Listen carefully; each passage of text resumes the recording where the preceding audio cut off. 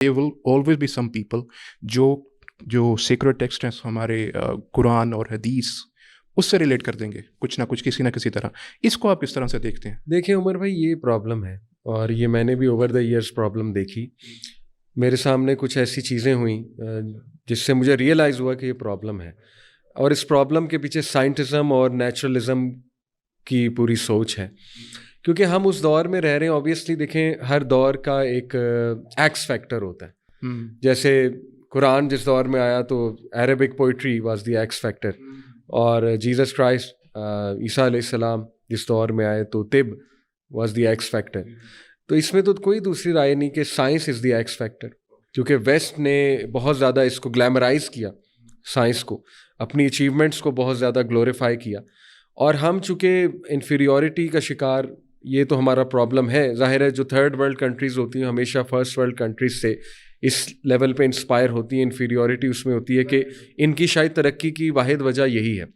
جیسے وہ جو بت پرستی لے کر آیا تھا شخص عرب میں، عبداللہ بن لوہی غالباً اس کا نام ہے، بہرحال تو اس کے بارے میں بھی نبی نے فرمایا نا کہ اس کی سٹوری یہی ہے کہ وہ جب سیریا میں گیا، وہاں پہ ایک قوم کو دیکھا بہت قدآور اور بہت ایڈوانسڈ قوم تھی.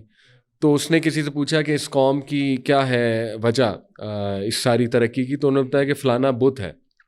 تو وہ بجائے کہ کچھ وہ چیزیں سیکھنے کے جس کی وجہ سے ان کی جینون کچھ گروتھ تھی یا ترقی تھی، وہ اس بت کو لے آیا اور اس بت کی ورشپ اس نے پھر عرب لینڈ میں بھی شروع کروائی. تو ہمارا بھی یہی مسئلہ ہے کہ ہم وہ اصل شاید فلاسفی کو نہیں پکڑ رہے. ہم بھی مے بی ان چیزوں کو پکڑ رہے ہیں، سوڈو سائنس کو پکڑ رہے ہیں، یا اس ٹرینڈ کو پکڑ رہے ہیں کہ یار دیکھو ان کی ماڈرن سائنس نے تو مذہب کی دھجیاں اڑا دیں، یا ان کی ماڈرن سائنس نے تو مذہب کو ہی چیلنج کر دیا. تو شاید اس اپولوجیٹک اپروچ میں ہم پہلے سے ہی قرآن سے اور آپ سمجھ رہے ہیں ریلیجن سے ریلیٹ کر رہے ہیں کہ نہیں دیکھو ہمارا تو ریلیجن پہلے ہی سائنٹیفک ہے، پہلے ہی سائنس کے اوپر کھڑا ہوا ہے. شاید اس کے پیچھے تھوڑا سا یہ ہو سکتا ہے کہ انسیکیورٹی ہو سکتی ہے.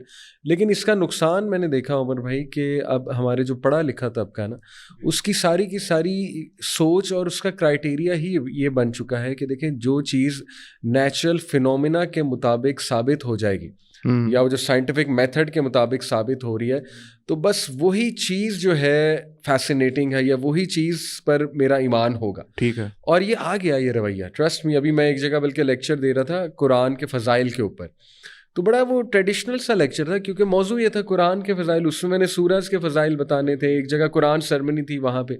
تو ایک انکل مجھے بعد میں ملے، وہ کافی پڑھے لکھے تھے ماشاءاللہ، پروفیسر لیول کے تھے آئی تھنک. تو انہوں نے مجھے کہا کہ علی صاحب آپ نے بلیک ہولز کی نہیں بات کی، آپ نے جو ہے نا وہ سائنٹیفک فینومینا کی قرآن سے نہیں بات کی. میں نے کہا دیکھیں پہلی بات، ہر محفل کی ایک وہ ہوتی ہے ریکوائرمنٹ ہوتی ہے، اور آڈینس بھی ظاہر ہے وہ ہیں. لیکن انہوں نے بڑا برا ریئیکٹ کیا اس پہ. انہوں نے کہا کہ نہیں یہ آپ کو چاہیے تھا آپ بتاتے، اور یہی ہماری بیکورڈنیس کی وجہ ہے. تو پھر میں نے کافی ان میں نا انفارچونیٹلی تھوڑا سا ایک اس کو کہہ لیں ریئیکشن دیکھا، نیگیٹیوٹی دیکھی ٹریڈیشنلزم کو لے کر، ہماری جو آرتھوڈاکسی ہے اس کو لے کر.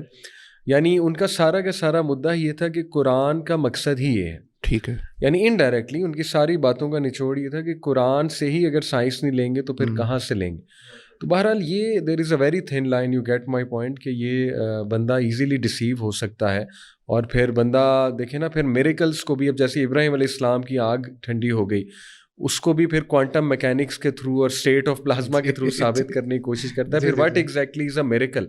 اگر ہر چیز آپ کو سمجھ آنے والی چیز ہے تو پھر اللہ دیکھیں اللہ سبحانہ و تعالیٰ کا پھر کمال، اس کو آپ کہاں پر ایڈجسٹ کریں گے؟ پھر تو اس کا مطلب ہے اللہ بھی آپ کے فزیکل لاز فالو کرنے پہ باؤنڈ ہے.